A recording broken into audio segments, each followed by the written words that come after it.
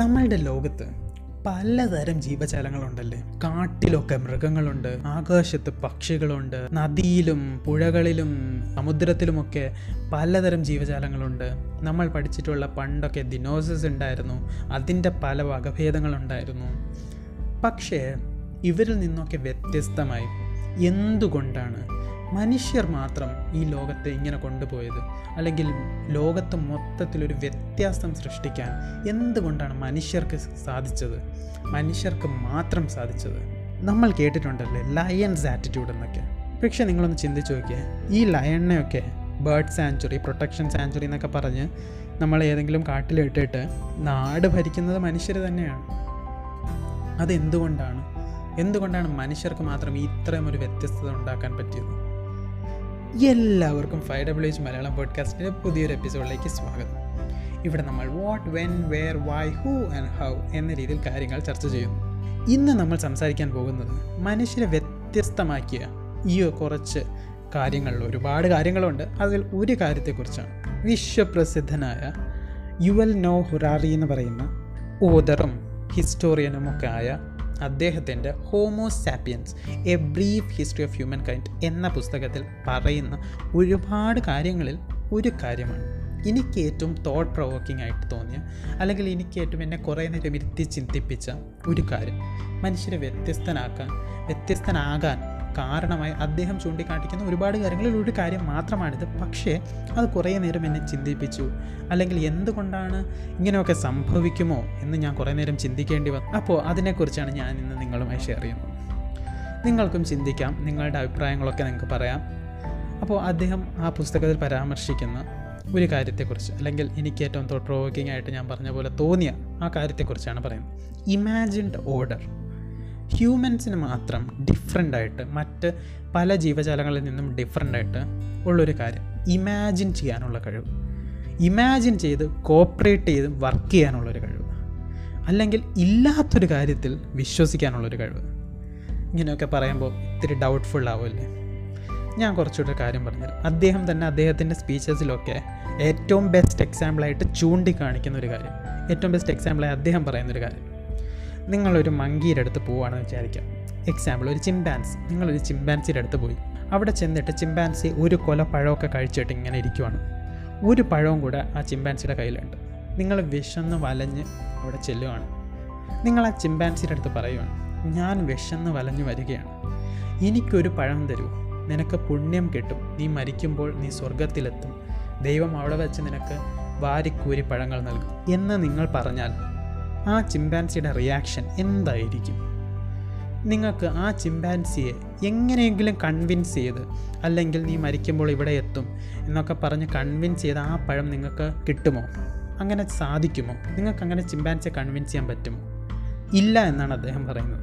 കാരണം ചിമ്പാൻസി ആ ഒരു കാര്യത്തിൽ, അല്ലെങ്കിൽ നമ്മൾ വിചാരിക്കുന്ന, അല്ലെങ്കിൽ നമ്മൾ ഇമാജിൻ ചെയ്യുന്ന ഹെൽ, ഹെവൻ പോലുള്ള കാര്യങ്ങളിലേക്ക് അങ്ങനെയൊന്നും ചിന്തിപ്പിക്കാൻ നമുക്കൊരു ചിമ്പാൻസി കൊണ്ട് കഴിയില്ല. കാരണം അതില്ലാത്തൊരു കാര്യത്തിൽ അത് വിശ്വസിക്കില്ല. അങ്ങനെ ഒരു ഇമാജിനേഷൻ പവർ അതിനില്ല. അതുകൊണ്ട് അങ്ങനെ ഡെവലപ്പ് ചെയ്യില്ല, അങ്ങനെ ഒരു കാര്യത്തിലേക്ക് അത് എത്തില്ല. പക്ഷേ ഇപ്പോൾ നിങ്ങൾ വിചാരിക്കുന്നുണ്ടാവും ഹെവനും ഹെല്ലൊക്കെ ഇമാജിൻ ചെയ്യുന്ന, അതൊക്കെ അതിൽ നമ്മളുമായിട്ടൊക്കെ പലർക്കും ഹെവനും ഹെല്ലും വിശ്വസിക്കാത്തവരുണ്ടാവും. അങ്ങനെ പലതരം വ്യത്യസ്ത അഭിപ്രായങ്ങൾ അതിൽ വരാം. പക്ഷേ നമ്മളെല്ലാവരും ഒരുപോലെ വിശ്വസിക്കുന്ന ഒരു കാര്യമുണ്ട്. അതും ഒരു ഇമാജിൻഡ് ഓർഡർ മാത്രമാണ് എന്നാണ് അദ്ദേഹം പറയുന്നത്. എന്താണത്? അതെ, കറൻസിയാണ്. നമ്മൾക്കെല്ലാം ഉള്ള, നമ്മളുടെ എല്ലാ വീടുകളിലുള്ള പണം. എന്തുകൊണ്ടാണ് കറൻസി ഒരു ഇമാജിൻഡ് ഓർഡറാണ് അദ്ദേഹം പറയുന്നത്? ഞാൻ നിങ്ങൾക്ക് ഒരു എക്സാമ്പിളായിട്ട് പറഞ്ഞുതരാം. അദ്ദേഹം പറയുന്നത് കറൻസി എല്ലാവരുടെയും മനസ്സിൽ ഇമാജിൻഡ് ഓർഡറാണ്. ഒരു എക്സാമ്പിൾ കൂടെ ഞാൻ നിങ്ങൾക്ക് പറഞ്ഞു തരാൻ ശ്രമിക്കാം. ഫോർ എക്സാമ്പിൾ, നിങ്ങളുടെ കയ്യിലൊരു 5000 രൂപ ഉണ്ട് എന്ന് നിങ്ങൾ വിശ്വസിക്കും. നിങ്ങളൊരു കാട്ടിലകപ്പെട്ടു പോയി.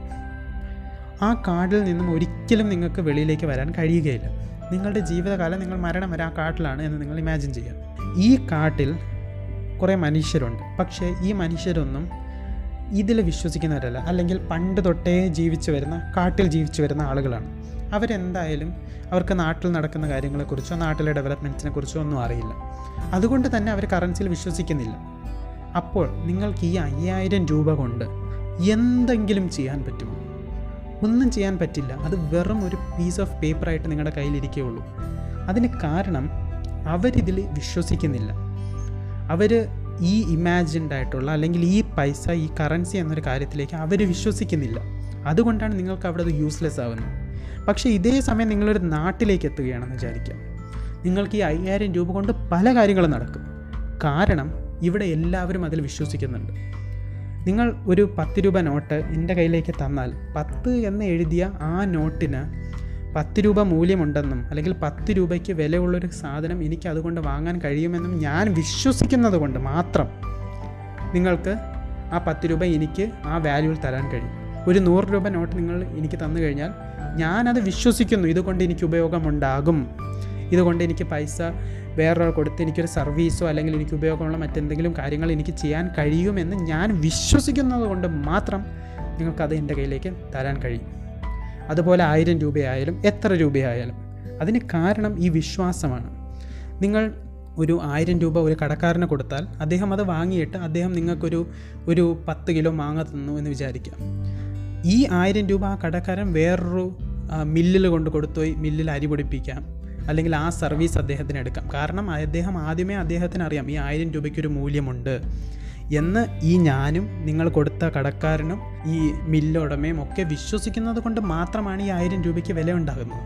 അല്ലാതെ ഈ 1000 രൂപ കൊണ്ട് നിങ്ങൾക്ക് ഒന്നും തന്നെ ചെയ്യാൻ കഴിയില്ല. അതൊരു വെറും ഒരു പീസ് ഓഫ് പേപ്പറായിട്ട് മാത്രം അവിടെ നിലനിൽക്കും. അതാണ് ഈ ഇമാജിൻഡ് ഓർഡറിൻ്റെ ഒരു ഡിഫറൻസ്. ഇത് എല്ലാവരും ഇമാജിൻ ചെയ്യുന്നു, ഇതിന് ഇത്ര ഒരു മൂല്യമുണ്ട് എന്ന് എല്ലാവരും ഇമാജിൻ ചെയ്യുന്നത് കൊണ്ട് മാത്രമാണ് ഇതിനൊരു മൂല്യമുണ്ടാകുന്നത്. ആരും ഇമാജിൻ ചെയ്യുന്നില്ലെങ്കിൽ ഇതിനൊരു മൂല്യം ഉണ്ടാവില്ല. നേരത്തെ ഞാൻ പറഞ്ഞ ആ കാടിനെ പോലെയാണ്. നിങ്ങൾ ആ കാട്ടിലകപ്പെട്ട് കഴിഞ്ഞാൽ അവിടെയുള്ള ആരും ഇതിൽ വിശ്വസിക്കുന്നില്ല. ഈ പേപ്പറിന് ഇത്ര മൂല്യമുണ്ടെന്ന് ആരും വിശ്വസിക്കുന്നില്ല.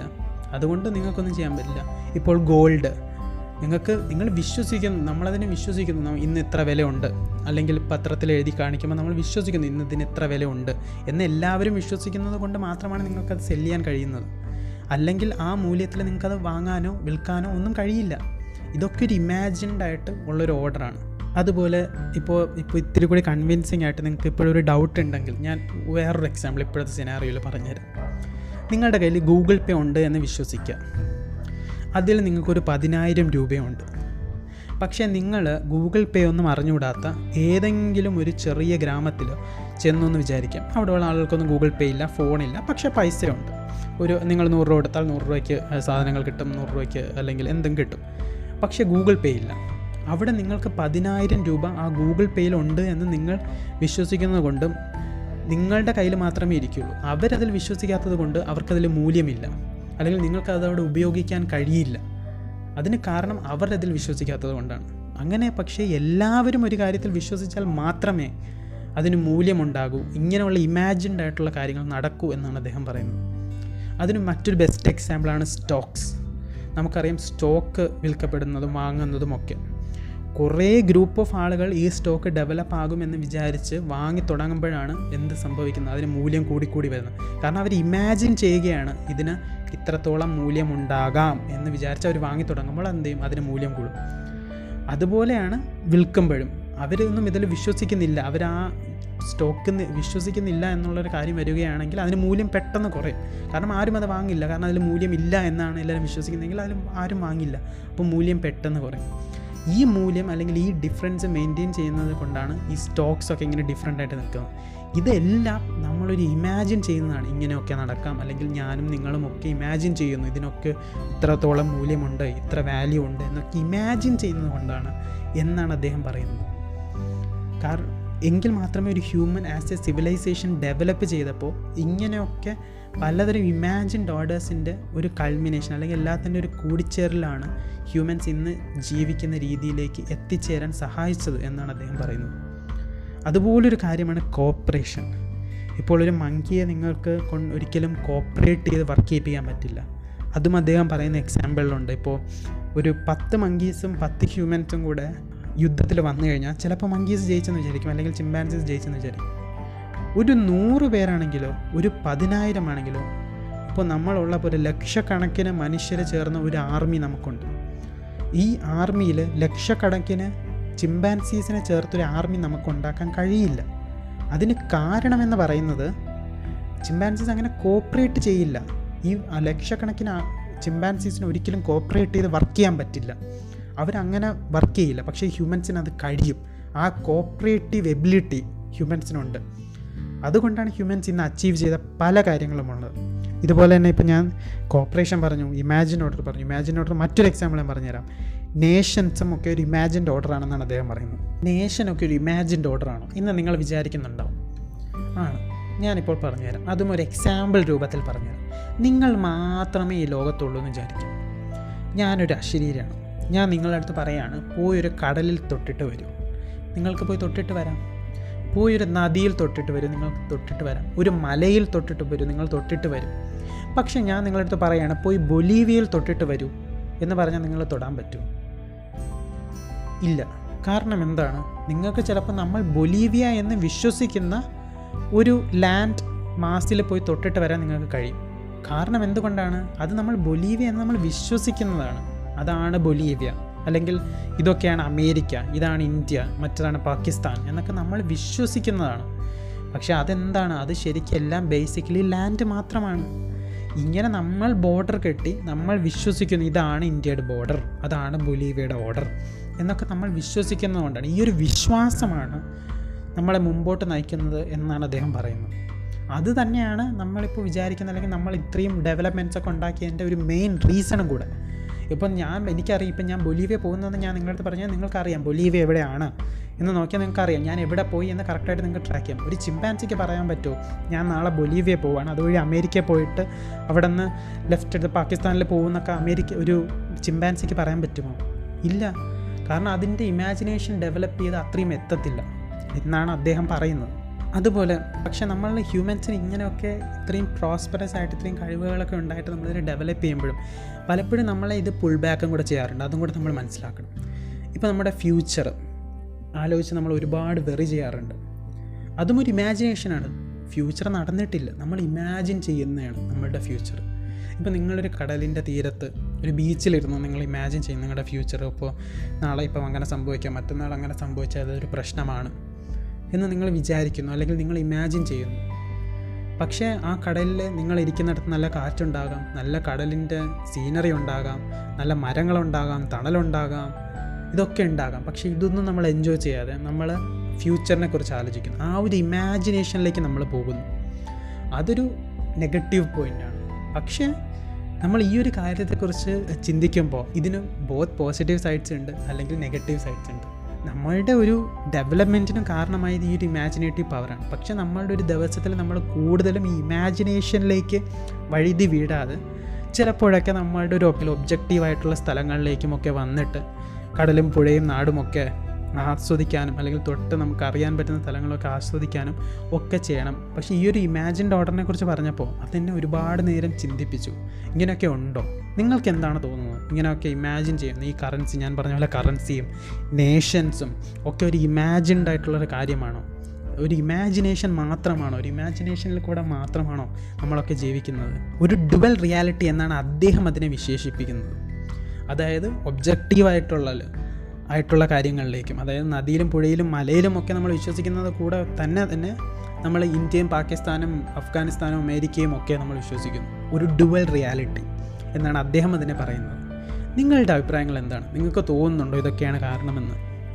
നിങ്ങളുടെ അഭിപ്രായങ്ങളും നിങ്ങൾക്ക് ഞങ്ങളെ എഴുതി അറിയിക്കാവുന്നതാണ്. അതിൻ്റെ മെയിൽ ഐ ഡി ഒക്കെ ഞങ്ങൾ ഡിസ്ക്രിപ്ഷനിൽ കൊടുത്തിട്ടുണ്ട്.